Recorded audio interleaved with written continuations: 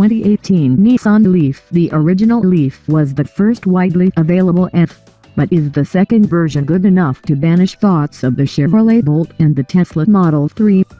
There's no more favorable climate for an electric car than Southern California. The year-round temperatures are right in the happy zone for lithium-ion battery function, and the winter is so mild that neither range-sapping heat nor A/C is needed for about 5 months of the year. The political climate is also right, with the state and many of its cities offering additional incentives to buy an air atop the federal spur that can return up to $7,500 to a buyer's pockets. From using the carpool lane when driving solo to no-cost meter parking in Santa Monica to free charging when parked at Lax while you're winging off to somewhere with worse weather, California would really think it was swell if you'd stop driving your fossil fuel burner. There's even a bill in front of the state assembly that, if passed, would require new passenger vehicles in California to be zero-emission by 2040. Oh, and there's another $1,000 to $1,500 for you if you get rid of your pollution machine, and how about a $500 rebate to make that home charger more affordable? The incessant stop-and-go traffic that paralyzes the LA basin is also the best-case scenario for an EV such as the new Nissan Leaf. Redesigned for 2018, this Leaf looks nothing like its predecessor, a car that pegged the dorkiness meter deep into French territory. If the new car looks less like a Renault Megane and more like the love child of a Nissan Murano and a Chevrolet Bolt, we consider that an improvement. Even if the 0.28 drag coefficient the same as before means it's still shaped like a doorstop. Dinking along in traffic in a school of unwashed Corollas and RAV4S is made more palatable in the Leaf thanks to the near silence of the electric motor, now making 147 horsepower, up from 107.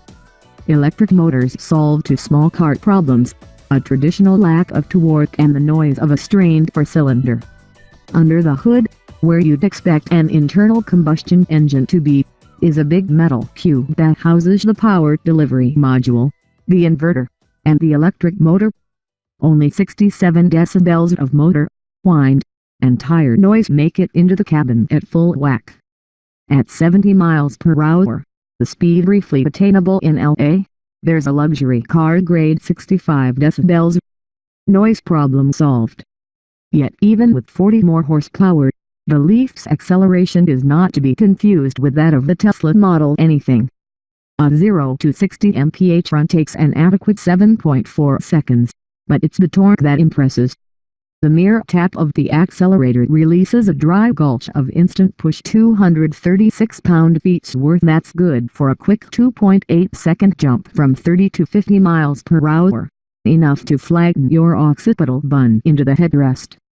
Just don't smash the accelerator too often or the air-cooled 40.0 kilowatt-hour lithium-ion battery, 10.0 kilowatt-hours more than before, will start discharging like it's a dollar store diesel. Nissan claims a 150-mile range, and in our estimation, it's possible to extract that, though you'll need to be gentle and slow, two things C/D editors are not.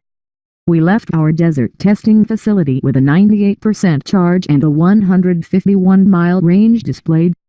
Cruising along at 75 miles per hour, we noticed that the range started falling faster than the odometer was climbing. Slowing to 65 miles per hour stabilized the two readings and ensured that we'd easily make it back to LA. This approach even retained enough juice for the 34-mile run over the San Gabriel Mountains on the Squiggly Angeles Forest and Angeles Crest highways. There's little incentive to take an EV onto a canyon road, but the Leaf's platform, an adaptation of its predecessors, mounts the battery in the floor. Putting the weight low helps keep the Leaf's 34.94 pounds on an even keel. The Michelin Energy Saver 8/S tires were clearly chosen for their low rolling resistance, and they start howling well short of the 0.79 grams of available grip. But the Leaf isn't ever out of sorts. Steering feedback is good and the low grip chassis is unerringly stable. Plus the motor's torque can launch the Leaf out of corners with ease. Just don't turn on the ProPilot Assist system, part of the $2,200 technology package on our mid-level Leaf SV when you're on a fun road. On gradual curves or a straight road, ProPilot Assist centers the Leaf in its lane and, if you ignore the Nissan's warnings, will allow for hands-off steering for a few seconds at a time, provided it can read lanes. Its ability to do so is shown on the digital half of the gauge cluster, but it signals with an annoying beep every time it loses the trail.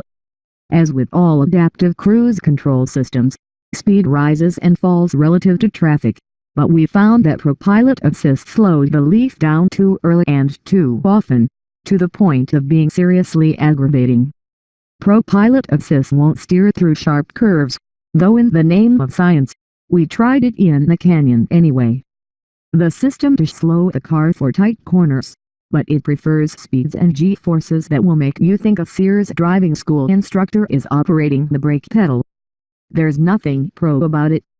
To make the pain of going slowly a little easier, Nissan fits the new Leaf with an e-pedal function that can be turned on and off.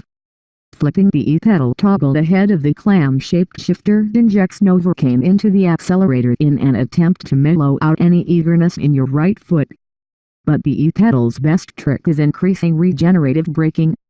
Without touching the brake pedal, the driver can steadily and predictably bring the Leaf to a complete stop. Should you hit the brakes at 70 miles per hour, the Leaf will stop in a long 191 feet. But in traffic's waves of acceleration and deceleration, one-pedal driving is a major convenience. Once you try it, you won't want to go back. Back home after our instrumented testing session, the Leaf showed 41 miles of range remaining.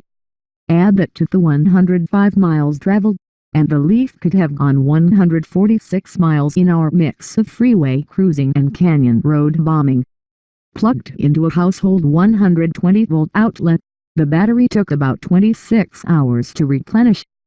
On a 240-volt unit, an empty to full charge is said to take about 7 hours.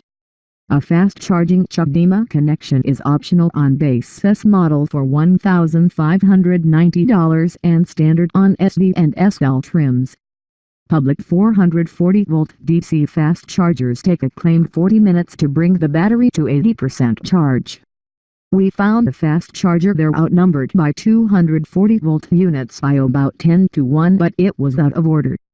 Alas, even L.A.'s love of Fs is not perfect. With the same 106.3-inch wheelbase as the first Leaf, the new version offers an identical 93 cubic feet of passenger space and 24 cubic feet of cargo room as last year's model. The interior is more attractive for 2018, though. The large digital display next to the analog speedometer is configurable in a number of ways, and the touchscreen works quickly and without bugginess. That said, the Leaf's interior quality feels on par with a $20,000 Sentra's, which is a reminder that when you buy a Leaf, you're essentially buying a $20K car and a really expensive battery. Without incentives, the Leaf starts at $30,875. A mid-level SV such as our test car comes standard with fast charging capability, the 7.0-inch touchscreen, 17-inch wheels, navigation, adaptive cruise control, and Android Auto and Apple CarPlay for $33,375. Our tester also had the technology package, which includes ProPilot Assist, LED headlights, and a power driver's seat, plus the all-weather package's heated front seats, steering wheel, and outside mirrors. Adding splash guards and floor mats brought the total to $36,845.